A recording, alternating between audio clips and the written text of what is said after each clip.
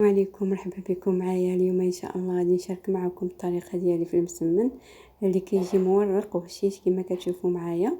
غادي نفتح معكم هذه باش كتشوفوا من الداخل كيفاش كيجي كامل مورق، غير يعني كنحل مسمنه كتفتح كامله كما كتشوفوا معايا. الطويات اللي في المسمن كيجيو مفروقين على بعضهم. كنتمنى ان شاء الله الاقتراح ديال اليوم يعجبكم. نبدا ان شاء الله في العجينه. خديت هنايا واحد 3 دي كيسان ديال الفورس وجوج كيسان ديال الفينو، 2 معالق ديال الملحه، يعني معلقه باش عبرت معلقه صغيره ما عمرينش بزاف، وجوج معالق ديال سنيده، ومعلقه ما عمرش بزاف ديال الخميره ديال العجين.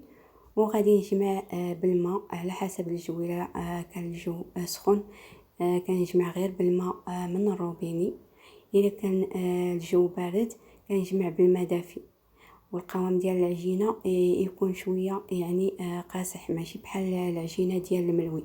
العجينه ديال الملوي كتكون شويه يعني رطبه. المهم القوام ديالها حتى هي يعني ماشي قاصح بزاف، وانما يعني رطبه شويه، ولكن ما كتلصقش في اليد. بالنسبه للخميره، يعني انا صراحه كيعجبني مسمى تكون فيه الخميره، يعني كيجي فتي وما كيضرش في المصران وما كيضرش في المعده. اما بالنسبه للناس اللي ما كيبغيوش يعني الخميره في المسمن، يمكن لكم تستغنوا عليها. المهم انايا المسمن كنديرو بالخميره، والصراحه كتساعدنا حتى فاش مثلا كنخليوه يعني الا ما درنا فيه الخميره كان كيحتاج يعني كيطلب منا الوقت بزاف باش عاد يعني طرخ لنا العجينه، وعاد كنقرصوها عاوتاني وكنخليوها واحد المده طويله باش كترخى، وعاد ملي كنسرحوها يعني كتطلب مجهود كبير. اما الا درت معاها يعني الخميره صراحه ما كنخليهش يرتاح بزاف، وحتى مني كنقرصو يعني غير كنكمل تقرص من بعد يعني كنبدا نسرح في العجينه وكنشكل في المسمن. وحتى العجينه كما كتشوفوا معايا ملي كنسرحها يعني كتسرح بكل سهوله وما كتقطعش يعني العجينه.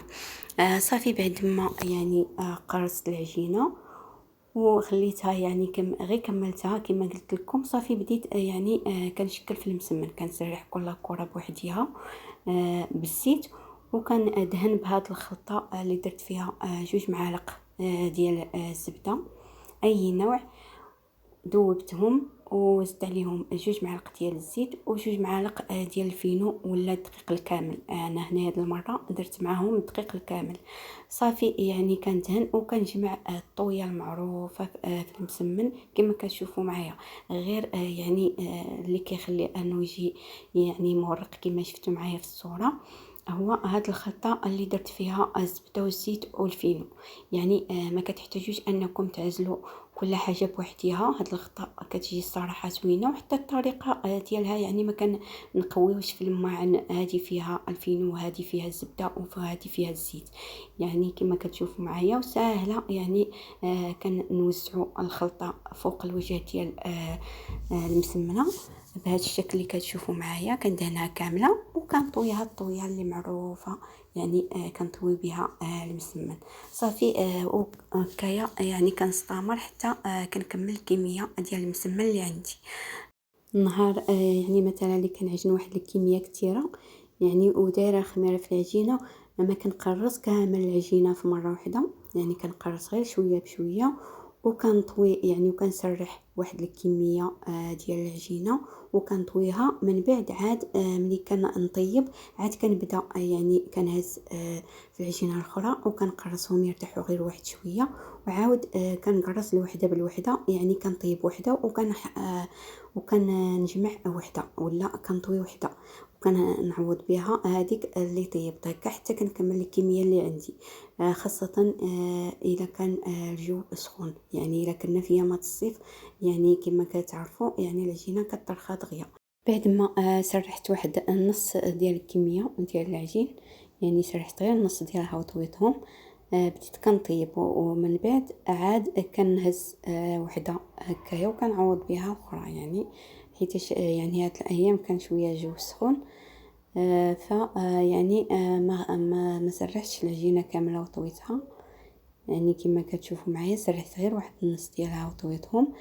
دابا كنطيب هادو اللي طويتهم، ومره كنهز وحده في ديك العجينه اللي قرصتها وكنسرحها وكنطويها وكنحطها وكنرمي وحده للمقله وكنسرح وحده هكا حتى كنكمل الكميه يعني اللي عندي، باش يعني هادوك ما يطرحوش ليا بزاف الا يعني سرحتهم وطويتهم. غادي يطرخاو قبل ما كنطيب هادو صافي. اما الا ما درتو فيه الخميره راه يعني كما بغات تكون الكميه سواء كانت كبيره ولا يعني قليله، راه كتقرصوها ولا كتسرحوها كامل وكطويوهم من بعد عاد كطيبوا صافي. كنستمر هكا حتى كنكمل هاد الكميه اللي عندي كما كتشوفوا معايا. يعني كنسرح المسمنه على شكل مربع، يعني كنحاول ما امكن نعطيها شكل مربع وكنرميها في المقله وكنرش شويه الزيت صافي. يعني غير كتنشف شويه من الوجه ديالها كنقلبها للجهه الثانيه هكا باش كيتنفخ المسمن وكيتورق، يعني حتى يعني الطريقه ديال الطياب راه كتلعب الدور في يعني في الطورق ديال المسمن. الا درتو العافيه قليله بزاف يعني المسمن ما كيتنفخش، وإلا عاوتاني جهدتو العافيه بزاف المسمن كيتخطف اللون ديالو ما كيجيش زوين. المهم يعني تكون العافيه متوسطه صافي هكا. كان مره كنحرك فيه باش كيجي فيه اللون موحد كما كتشوفوا معايا، يعني كنحرك غير بهذه الطريقه.